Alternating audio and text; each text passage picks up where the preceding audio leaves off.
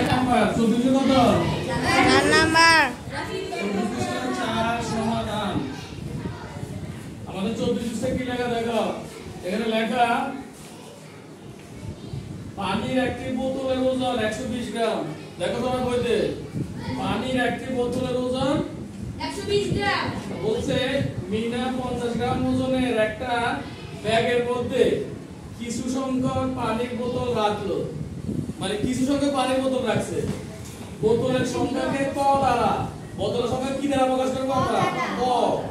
এবং পানির বোতলগুলোর ওজন ও ব্যাগের ওজনের যোগফলকে খ দ্বারা প্রকাশ করা হলো মানে আমরা এখানে দুটো বিষয় একটা হলো বোতলের যে সংখ্যা এটাকে আমরা ক দিয়ে প্রকাশ করব আর টোটাল ওজন এটাকে আমরা খ দিয়ে প্রকাশ করব এখন এক নম্বর বলছে ক এবং খ এর সম্পর্ক একটি গাণিতিক বাক্যের মাধ্যমে লেখো ক এবং খ তাহলে আমরা কি লিখতে পারি দেখো এক নম্বরের আমরা লিখব ক এবং খ এর সম্পর্ক কি লিখব সম্পর্ক গাণিতিক বাক্যে লিখতে বলছে তাহলে পানির একটা বোতলের ওজন হলো এদিকে দেখো একটা বোতলের ওজন হলো 120 গ্রাম কয়টা বোতল একটা বোতল আর আমাদের বলছে টোটাল বোতল হলো ক তাহলে ক বোতলের ওজন হবে ক গুণন 120 কি বলছি বুঝো না এই কথা যেমন আমি বললাম একটা কলমের দাম 50 টাকা একটা মার্কার কলমের দাম কত 50 টাকা তাহলে পাঁচটা কলমের দাম বের করলে বেশি হবে না কম হবে বেশি হবে বেশি হলে কি করতে হয় গুণ করতে হয় এই পাঁচের জায়গায় আমি ক লিখলাম মানে ক এর মান যে কোনোটাই হতে পারে এরকম এইজন্য একটা বোতলের ওজন হলো 120 তাহলে ক হবে ক গুণন 120 এটা বুঝছো তোমরা জি স্যার এখন সম্পর্কের মধ্যে আমরা কি লিখবো দেখো আমরা লিখবো ক গুণ 120 তারপরে যেখানে পানির বোতলগুলো যে ব্যাগে রাখছে কোথায় রাখছে ব্যাগে এই ব্যাগটার ওজন মানে আমরা পানির বোতলগুলো যে একটা ব্যাগে রাখলাম এই ব্যাগের উপর একটা ওজন আছে ওই ওজন হলো 50 গ্রাম কত 50 গ্রাম সব মিলিয়ে যা হবে এটা হবে খ এর ওজন সমান কত খ এখন এটা হলো তোমাদের আগে এই লেখা এটা বুঝতে হবে এই জিনিস বুঝছো জি স্যার প্রথম হচ্ছে কি একটা বোতলের ওজন হলো 120 গ্রাম তাহলে ক সংখ্যক বোতল এজন্য ক দিয়ে আমরা 120 এ গুণ করব এই বোতলগুলো আমরা যে ব্যাগে রাখলাম ওই ব্যাগের ওজন কত 50 তাহলে ওজন এটা আরো বাড়ছে এজন্য আমরা যোগ 50 লিখলাম সব যত ওজন হবে এটা হলো কার ওজন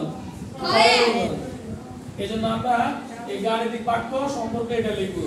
এটা আমাদের এক নাম্বার শেষ এক নাম্বার কি শেষ দুই নাম্বার বলছে খ এর মান নির্ণয় করো যখন ক সমান 10 দুই নাম্বার কি বলছে মানে ক এর মান 10 হলে খ এর মান কত হবে এটা আমাদের বের করতে হবে আমরা কি লিখবো এই ধরনের অঙ্কে আমরা লিখব ক সমান 10 হলে কি লিখবা ক সমান 10 হলে পরীক্ষার মধ্যে এমন হতে পারে যে ক সমান 20 তাহলে আমরা লিখব ক সমান 20 হলে যদি লেখা থাকে 30 আমরা লিখব ক সমান 30 হলে যে সংখ্যা দেওয়া থাকবে আমরা ক সমান ওটাই লিখব লেখার পরে দেখো আমরা এখানে এটা আছে ক কিন্তু ক এর পরিবর্তে কি লিখবা 10 কারণ আমরা লিখছি যে ক সমান 10 গুণন 120 যোগ 50 সমান কি মানে এখানে যা আছে তা লিখবো কিন্তু ক এর পরিবর্তে কি লিখবো আমরা কারণ এখানে প্রশ্ন বলছে 10 এইজন্য আমরা 10 যদি 20 বলতে কত লিখতাম 30 বললে 30 তোমরা লিখবা বা দেখো গুণ করলে কত 12 আর কে 12 শূন্য হলো 1 2 এই দুটো শূন্য আমরা দিয়ে দেব যোগ 50 সমান হলো হ বা এখানে যোগ করলে কত হয় 0 0 যোগ করলে 0 0 এর পাশে যোগ করলে 5 2 এর 2 1 এর 1 অর্থাৎ 1250 সুতরাং খ এর মান কত নির্ণয় মান হবে 1250 এটা হলো 2 নম্বর এটা কত নম্বর 2 নাম্বার দেখো 3 নম্বর বলছে ক এর মান নির্ণয় করো যখন খ সমান 770 বলছে এখন ক এর মান নির্ণয় করতে জি স্যার পরে দুবার পরে জেনারেটর দাম 3 নম্বর দেখো 3 নম্বর আবার বলছে ক এর মান নির্ণয় করতে যখন খ এর মান হলো 770 আমরা লিখব এখন খ সমান 770 হলে খ সমান কি লিখবা 770 হলে আমরা এটা লিখব যে ক গুণ 120 যোগ 50 সমান লিখব 770 এই যে খ এর পরিবর্তে এটা লিখবা এবার দেখো আমরা কি লিখবো, ক গুণ 120 সমান লিখবো 770। এখানে দেখো 50, এটা এই পাশে হবে কি হবে, বিয়োগ, বা ক গুণ 120,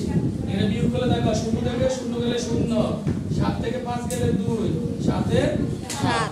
এখন আমরা লিখবো বা ক সমান, বা কি লিখবো, ক সমান এখানে 120 আছে গুণ, বাম পাশে, ডান পাশে গেলে কি হবে,